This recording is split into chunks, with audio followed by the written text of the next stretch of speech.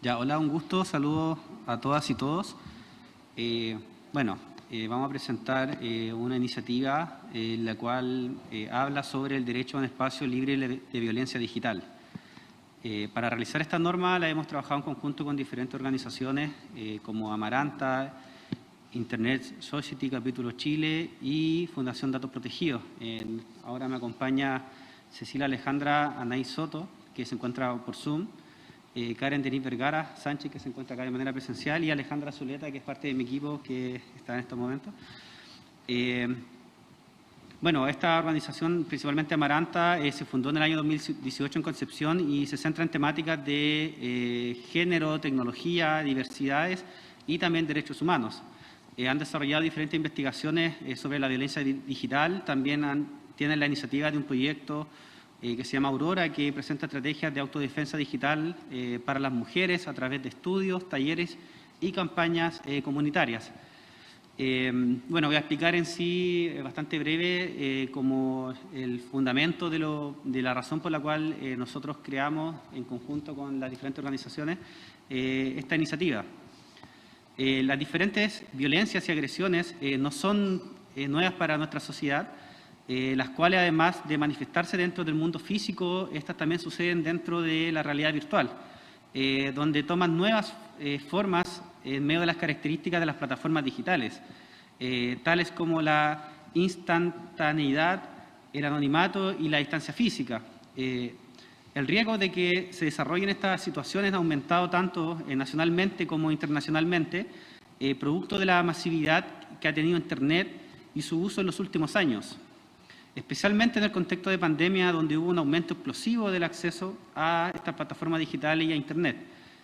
Si bien cualquier persona puede estar expuesta a las violencias digitales, incluso sin necesidad de tener una cuenta en Internet, existe mucha población con vulnerabilidad, que principalmente son mujeres, niños, niñas, jóvenes y la comunidad LGBTIQA+. Las violencias digitales se refieren a todo acto de acoso, amenaza, extorsión u otro tipo de agresión realizada dentro de espacios digitales. Algunos de los tipos de violencia existen son como el hostigamiento, el acoso en línea, difusión y exhibición de datos personales, conocido en inglés como el doxing, que ocurre sin el consentimiento de la persona y genera una situación de amenaza y hostilidad.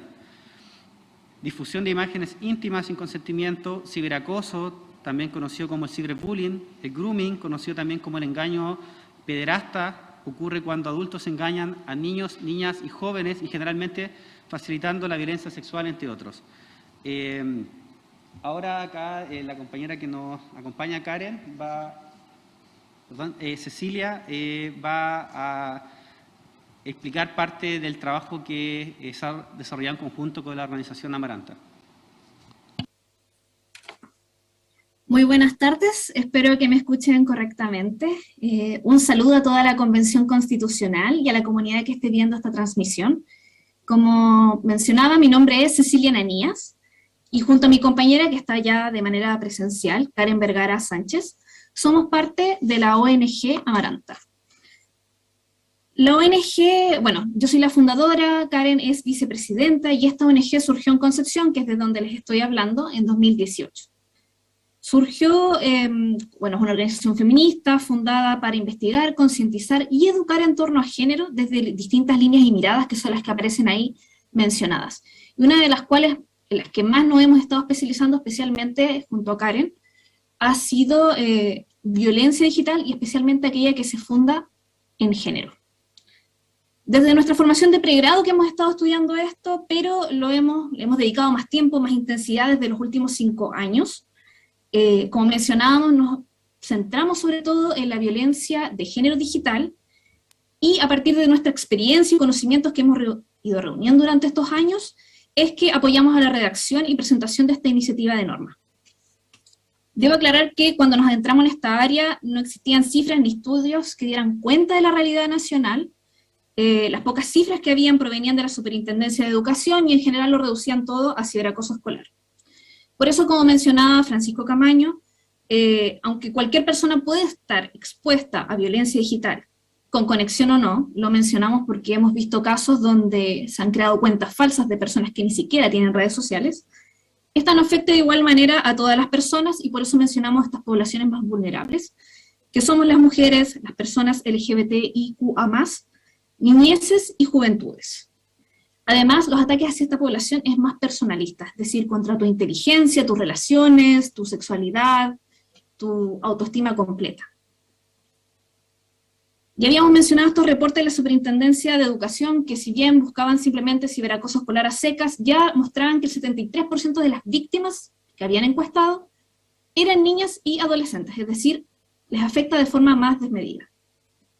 El problema de hablar de ciberacoso, ciberbullying a secas, es que estos términos limitan el problema como si fuera algo que solo existe en Internet, como relacionado a la tecnología, por así decirlo, como si fuera un problema aislado, en vez de verlo como el continuo de violencia sistémica que sufren mujeres, niñeces, juventudes y disidencias.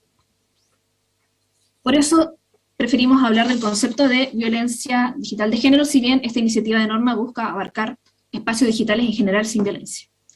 Algunos de los datos e investigaciones que hemos realizado, por ejemplo, en 2018, junto a datos protegidos, comenzamos a caracterizar esta violencia, y primero, para explorarlo, estuvimos investigando, encuestando a personas que ya la habían sufrido. El 88% había recibido violencia verbal, es la que más se repite en todos los estudios, y luego le sigue el acoso y el hostigamiento con un 66%. Además, un 15% era menor de 18 años cuando sufrió este tipo de violencia, y más de un 27% fue víctima, tanto cuando eran menores de edad como en la adultez. Posteriormente, en 2020, como ONG Amaranta, quisimos ahondar aún más en este problema, y ahí surge este proyecto que mencionaba, que es el proyecto Aurora, el cual buscaba explorar las experiencias de mujeres cis, trans, no binarias, de todo Chile. Encuestamos más de 500 mujeres de todo el país, de todas las regiones, y de todas estas encuestadas, un 73,8% había sufrido violencia en espacios digitales.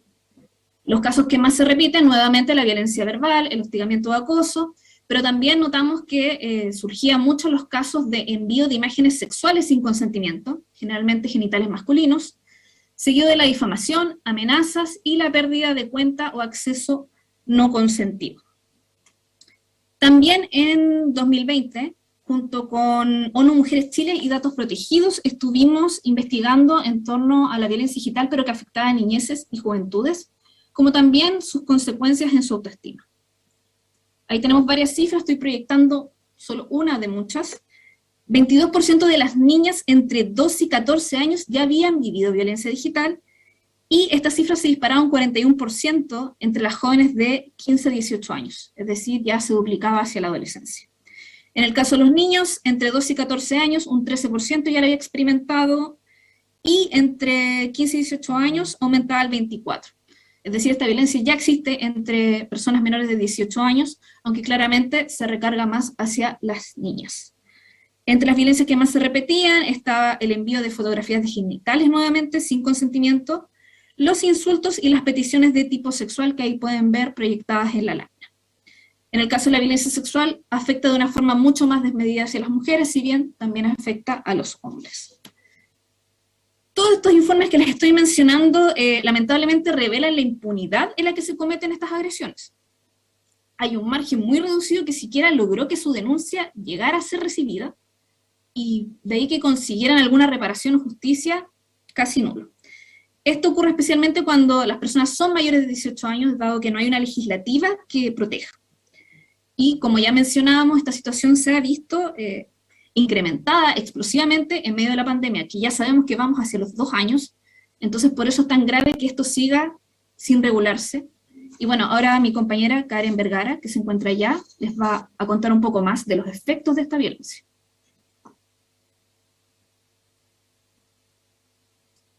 Ahí sí. Buenas tardes, convencionales presentes, quienes nos observan también. Como lo decía ahí Cecilia, mi compañera, mi nombre es Karen Vergara, soy periodista, magíster en estudios de género e investigo en torno a género y tecnología hace ya bastantes años. Para nosotras, junto con las cifras que les mencionábamos hace un rato, también queremos relevar la importancia de hablar que la violencia digital, tal como la conocemos y trabajamos en ella, es de interés nacional y público. En ese sentido, entendemos que Chile ha suscrito acuerdos internacionales que apelan a una vida libre de violencia. Sin embargo, este tipo de violencias siguen ocurriendo principalmente como una forma de anular la voz en el espacio digital de mujeres, disidencias y de infancias. De hecho, eso es muy relevante porque la violencia digital, más que ser una violencia nueva, en el fondo es una violencia que se suma a otras que ya existen, como la violencia física y la violencia psicológica.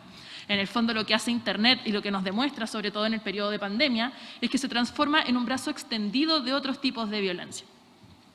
Al respecto, y así como lo decía mi compañera Cecilia, las cifras de violencia digital son bien alarmantes, pero por sobre todo denotan un problema estructural que tiene que ser tratado, ¿cierto?, desde los principios también de nuestra Constitución. Diversas organizaciones y colectivas han debido hacer frente a las víctimas que buscan apoyo, ¿cierto?, respecto a estas violencias, que no solo tienen consecuencias en el plano digital, sino también afectan a la honra, integridad y hacen sentir amenazadas, acechadas e inseguras a quienes la viven. Además, nosotras mismas como organización también siendo sobrevivientes de este tipo de violencia perpetrada por distintas personas en sus manifestaciones más crueles, hemos realizado una labor propia de acompañamiento en estos casos, los cuales llegan diariamente a nuestros correos oficiales.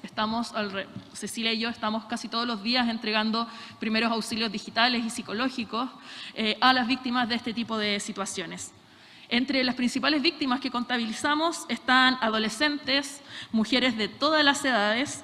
Recientemente también acompañamos a profesionales nutricionistas que estuvieron viviendo asedio digital y sexual constante a través de plataformas donde ofrecían parte de su trabajo profesional. También hemos trabajado con artistas, colectivas feministas, tanto de defensa del agua, del medio ambiente, también comunidades en zonas de conflicto y otras personas que utilizan Internet como un espacio precisamente para alzar la voz. Nosotras decimos en Amaranta que digital es real.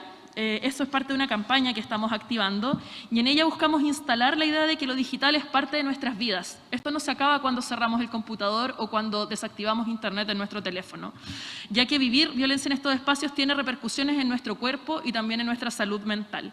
Y por eso se hace importante ponerle un nombre a estas violencias, superar los anglicismos que muchas veces hacen que no nos podamos identificar como víctimas de violencia, algo que nos pasó sobre todo con mujeres mayores que estaban viviendo también este tipo de acecho. Y también entendiendo que en la actualidad la pandemia, ¿cierto?, nos ha obligado a muchas personas a tener una vida digital mucho más activa.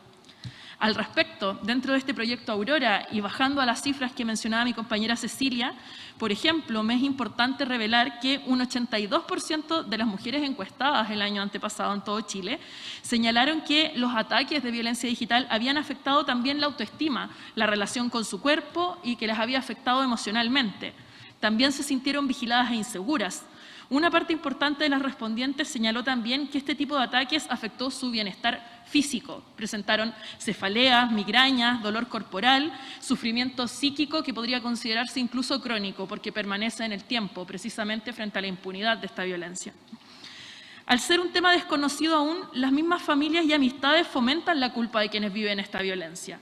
Muchas veces también al no saber que esto cabe dentro de una categoría de violencia, nos enfrentamos, ¿cierto?, a dobles revictimizaciones, por ejemplo, en centros educativos, laborales o cuando el personal docente analiza este tipo de hechos cuando ocurren en los colegios. Al respecto, por ejemplo, se suele suspender a quien denuncia o se confronta directamente con sus agresores, perdiendo, ¿cierto?, la privacidad de lo que significa realizar una denuncia. Esto provoca, ¿cierto?, una decepción por el nulo acceso a la justicia. En ese sentido, nosotras hemos acompañado y hemos sido partícipes también de lo que ocurre cuando uno se acerca, por ejemplo, a la Policía de Investigaciones a hacer una denuncia en este tipo de temas. La gran parte de las denuncias quedan detenidas solamente en el ingreso a la misma organización, ya sea porque se les menciona que pudo ser una expareja despechada, porque no se puede individualizar a quien denuncia, a quien está haciendo la agresión, o incluso porque se les señala, ¿cierto?, que en el fondo la amenaza no parece ser tan grave porque no incluye fecha, hora o lugar de los hechos.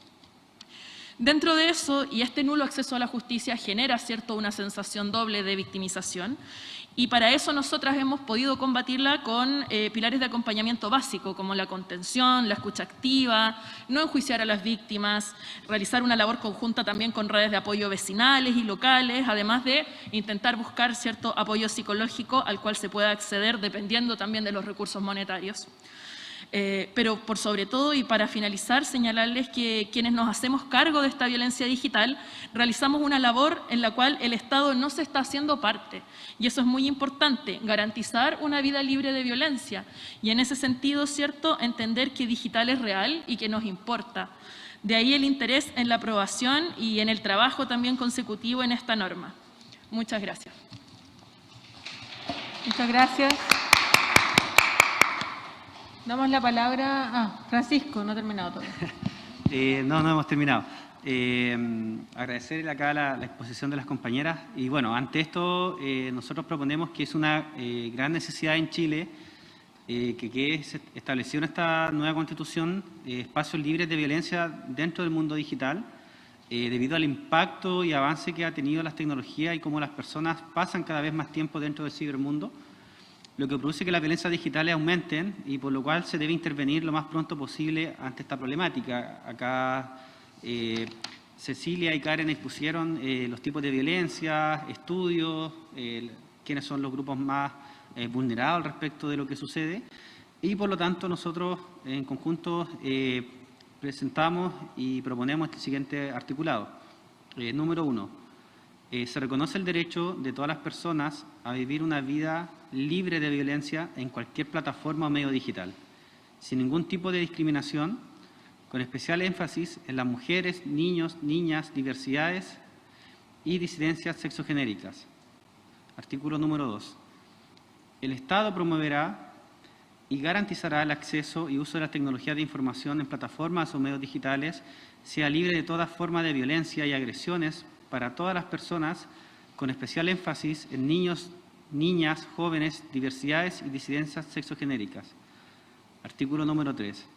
El Estado deberá asegurar y garantizar el cumplimiento del derecho a un espacio libre de violencia digital a través de una legislación y un marco regulatorio institucional que entregue educación y facilite el acompañamiento de quienes son víctimas de estas situaciones. Eso sería nuestra presentación. Muchas gracias. Gracias, Francisco, y a todas de la ONG Amaranta, Karen, un gusto tenerlas acá. Cecilia, también. Palabra. ¿Quién tiene algo que decir respecto a esta norma? Tenía la palabra Ricardo Newman. Ricardo. Muchas gracias, Cristina. Agradecer y compartir totalmente la importancia de esta norma. Estoy convencido de que lo digital es real, que el ejercicio de los derechos también tiene que ejercerse en el espacio digital. Una duda más bien práctica sobre cómo hacer efectivo esta norma, este derecho, porque evidentemente, así como tenemos que condenar la violencia real, tenemos que condenar fuertemente la violencia a nivel digital, pero hay áreas grises, hay situaciones en que hay un comentario ácido, irónico, esas áreas grises. ¿Quién define cuando es libertad de expresión y quién define cuándo la libertad de expresión se convierte en violencia?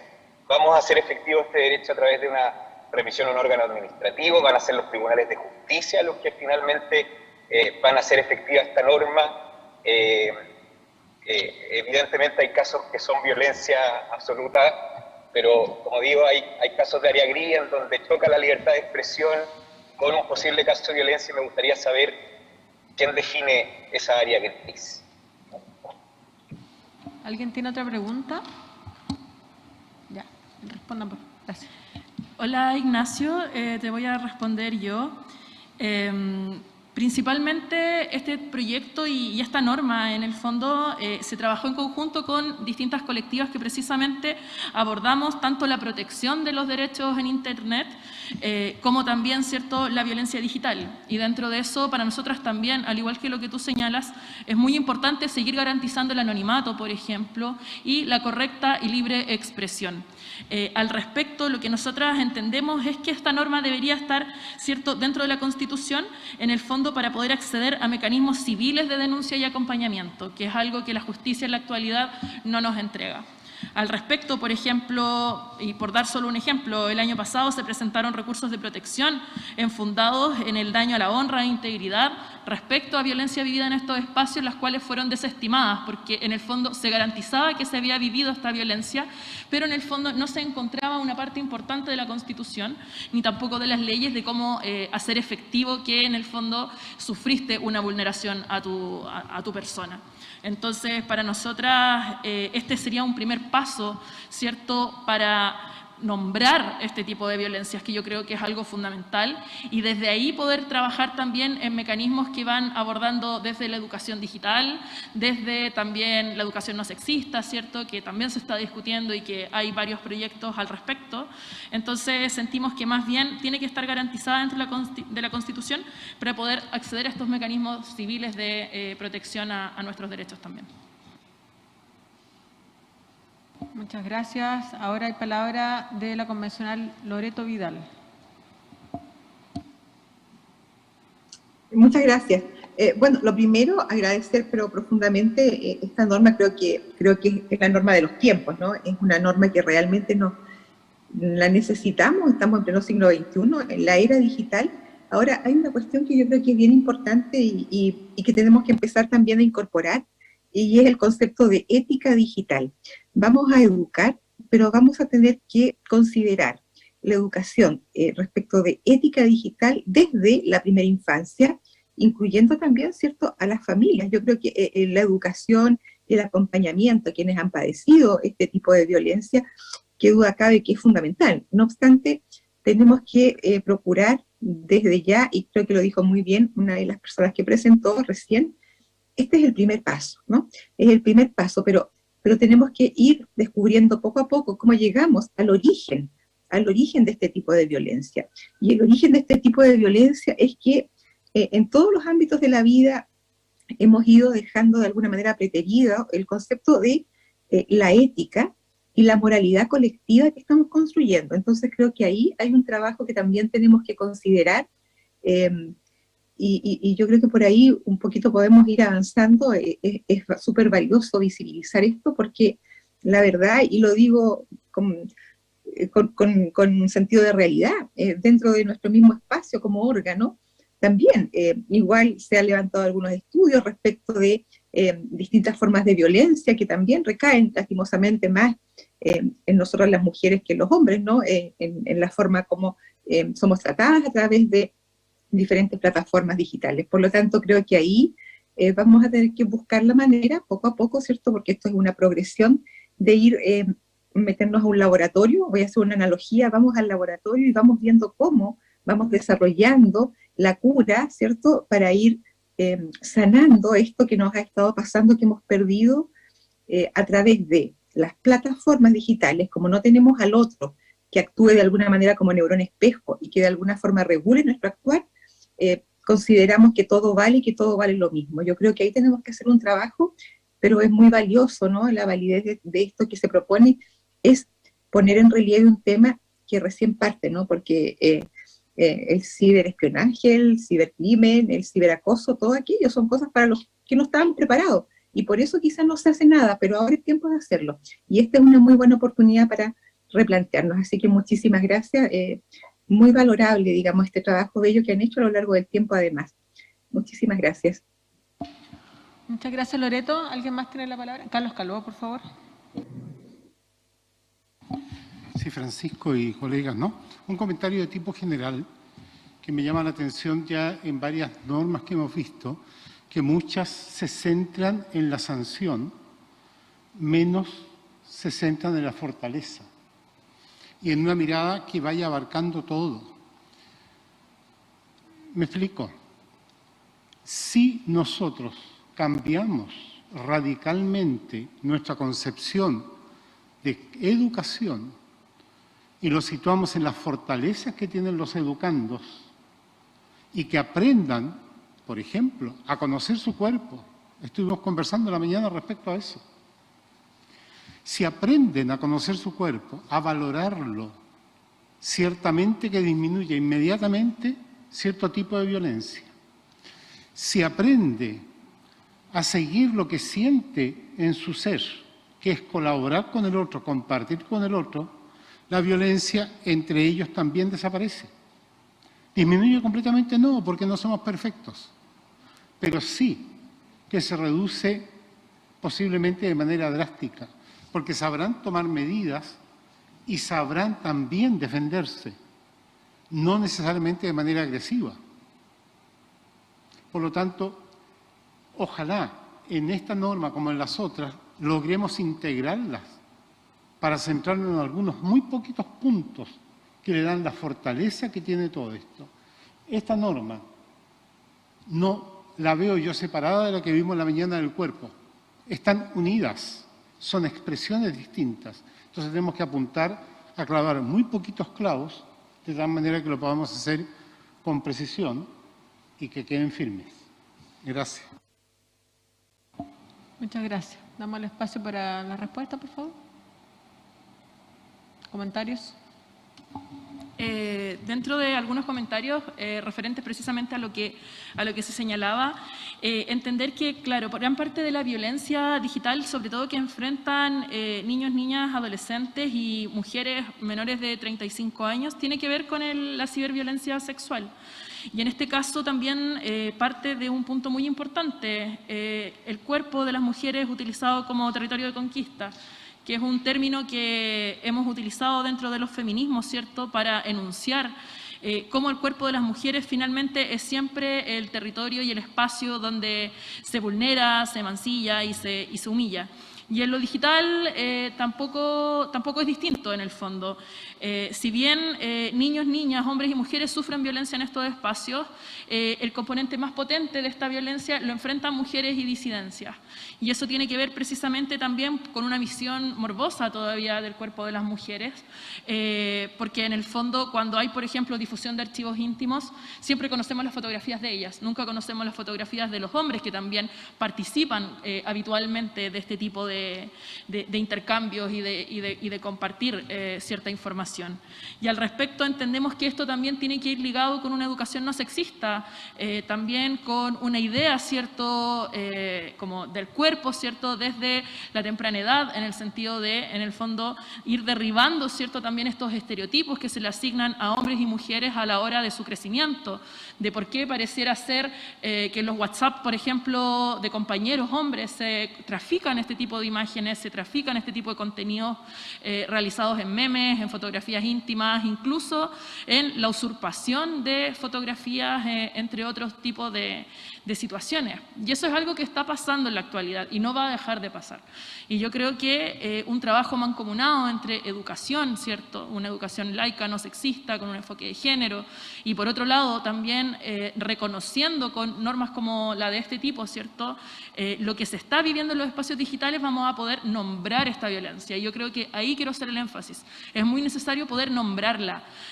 ¿Por qué? Porque en la actualidad niñas y adolescentes que la viven siguen mencionándolo con temor, siguen silenciándose de un espacio, ¿cierto?, que se transformó en comunitario debido a la pandemia, precisamente esta violencia que busca sacarla de estos espacios para siempre. En el fondo eso es lo que hace la violencia digital también. Hacer que no confíes ni en la persona que está al lado tuyo, porque puede ser ese tu atacante y tú no lo sabes, pero también te aísla del espacio digital y de las comunidades con las cuales podrías resistir dentro de estos espacios. Entonces, claro, la tarea es mancomunada, tiene que incluir a la educación, tiene que incluir también la perspectiva de género, y por lo mismo nos parece muy importante que se discuta ahora y por sobre todo, como lo decía hace un rato, que se denuncie. Gracias. Muchas gracias. ¿Alguna otra palabra? Francisco. Bueno, más que complementar, la norma menciona el cual, aparte de generar un marco regulatorio, entrega educación. Y tal como había comentado acá Carlos, la norma es totalmente complementaria con la que había expuesto lucha con el derecho al cuerpo, su cuidado, su conocimiento. Y también mencionar que hay otros grupos de convencionales en otra comisión que está presentando lo que es la educación sexual integral, que también se presenta una educación no sexista, decolonizadora, enfoque integral. Entonces, de alguna manera, como dijo Carlos acá, si tuviéramos mucho más respeto por los demás, también por el conocimiento de nuestros cuerpos y también de las consecuencias que genera que se filtren este tipo de informaciones, sobre todo imágenes, como habíamos comentado, de mujeres que se transmiten entre los hombres, estas funas que se hacen, a veces se suben imágenes sin su consentimiento a plataformas digitales sin pensar en el daño que va a generar el compartir esa información y cuánta gente la subió. Y como dijo acá la compañera, a veces no necesariamente son personas que dan la cara, sino que también las plataformas digitales nos permiten hacer perfiles falsos. A veces la violencia no necesariamente tiene una identidad y hay personas que se escudan tras estos perfiles falsos y generan violencia, espacios no muy cómodos, sobre todo para las mujeres, para la disidencia y disidencia sexogenérica. Entonces, de alguna manera, estamos bastante atrasados en estos temas y esperemos que el nuevo modelo educativo permita generar seres, adolescentes y niños y niñas mucho más conscientes al respecto de los actos que generamos, sobre todo en nuestro entorno digital. Y esperemos también que la nueva educación, el nuevo sistema educativo, aquí pasándole la pelota a Carlos, que participa en la bancada de la educación, consagre y tome en cuenta las opiniones que acá acaba de exponer el grupo de las chiquillas acá de Amaranta. Se está pedida la palabra de Bernardo y después yo quiero también decir algo. Bernardo. Hola, muchas gracias. Perdón, creo que el tema que están tocando es del mayor interés. Es un problema casi mundial, menos donde hay dictadura, donde no hay internet, como en China, y que está atacando a las sociedades modernas de una manera inadmisible, brutal, espantosa. Y yo, por lo que leo en el extranjero y por lo que he visto, no le han encontrado solución. Me gustaría mucho saber si ustedes han hecho política comparada para ver de alguna manera cómo este país pudiera reaccionar frente a tanta violencia y tanta basura que vemos en internet, fundamentalmente en Twitter, que es la plataforma más negativa que estamos viendo hoy día, ¿no? Me gustaría mucho, porque si no, nos vamos a quedar en la pura idea, en el único sueño, pero ojalá pudiéramos encontrar una solución relativamente luego, de que el Estado nos pueda de alguna manera al menos garantizar por lo menos un mundo digital mucho menos violento que el que estamos viviendo. Muchas gracias. Gracias, Bernardo. Yo un poco, no sé si es la misma línea, pero yo creo que algo que sería súper interesante de incluir quizás es el monitoreo de las redes sociales en el contexto con una perspectiva de género, que eso se está haciendo, por ejemplo, en el contexto ahora de que nosotros estamos en la Convención de Violencia Política, y es realmente alarmante ver cómo las mujeres recibimos mucha más violencia en Internet y en redes sociales que nuestros pares hombres, y que somos más atacadas, incluyendo nuestros perfiles personales, lo cual en el fondo va limitando también los desarrollos de las mujeres en estos ámbitos, porque finalmente hace que muchas cedan y no participen de estos espacios justamente por temor a estos ataques. Además que va mermando la dignidad de las personas. Entonces, en ese sentido, considerando que esta es una comisión de sistemas de conocimiento y que incluye investigación, ¿cómo creen ustedes que se puede quizá articular un tópico de investigación? Porque tenemos que saber lo que está pasando para poder garantizar lo que dice ahí, que el Estado debe asegurar y garantizar el cumplimiento del derecho. O sea, no podemos hacerlo desde el aire, ¿no? Entonces, si eso se podría incluir, quizás. Gracias. Sí, de todas maneras. De hecho, como lo señala también Bernardo, es muy relevante conocer también la experiencia de otros países. Nosotras hemos trabajado con compañeras de México, de Colombia, de Honduras, también de países europeos y también de Norteamérica, y las conclusiones son bastante similares en el fondo respecto a los tipos de violencia, también, ¿cierto?, los grados a los que puede llegar, ¿cierto?, incluso a llegar. De hecho, en Europa ya se está hablando de un paso más adelante, ¿cierto?, que es la violencia, por ejemplo, a través de los dispositivos tecnológicos inteligentes, por ejemplo, para controlar el acceso acceso a una casa, para controlar, por ejemplo, a lo que se puede acceder dentro de ella, entre otras cosas, el llamado Internet de las Cosas. Ahora, para volverlo respecto al sistema, claro, para nosotras sería muy importante también garantizar investigación en torno a estos temas.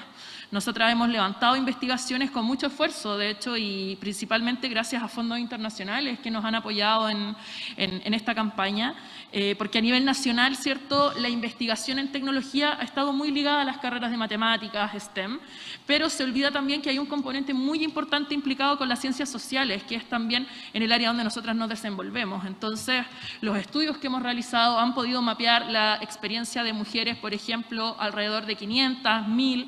No hemos podido hacer estudios más grandes que eso, precisamente por la falta de acceso a recursos. Nosotras, de hecho, funcionamos con esta línea de apoyo que damos de forma totalmente gratuita, realizamos talleres y nos subvencionamos en base a eso, en el fondo, también a la gente que nos apoya y también comparte lo que hacemos.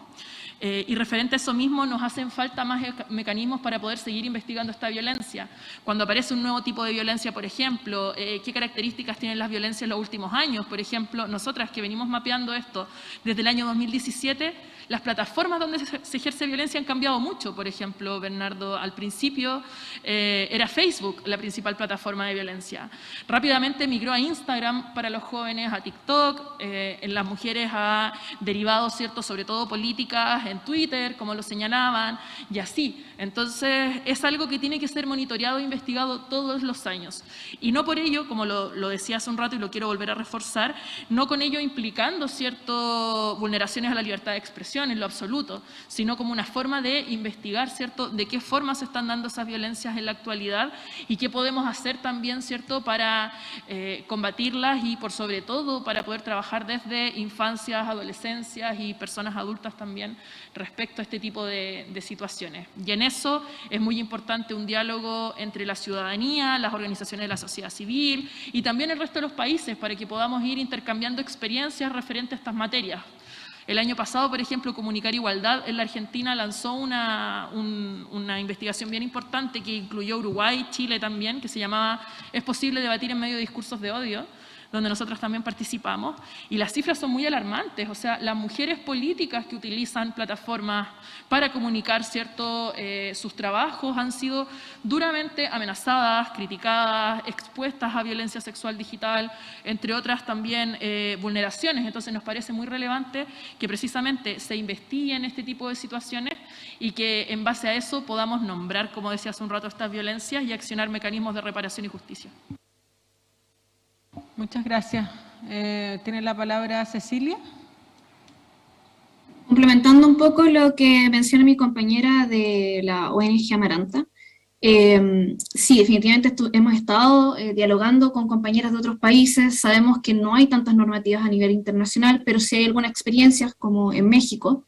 Estuvimos estudiando qué está bien, qué está mal, y de todo lo que hemos estado investigando estos años nos hemos dado cuenta de que lo primero que hay que hacer para enfrentar esto es darle nombre a estas violencias para desnormalizarlas. Está sumamente normalizado el ataque, a tal punto que la gente ya cuando le consulta si ha sufrido violencia le cuesta recordar que en realidad sí, la ha pasado un montón de veces.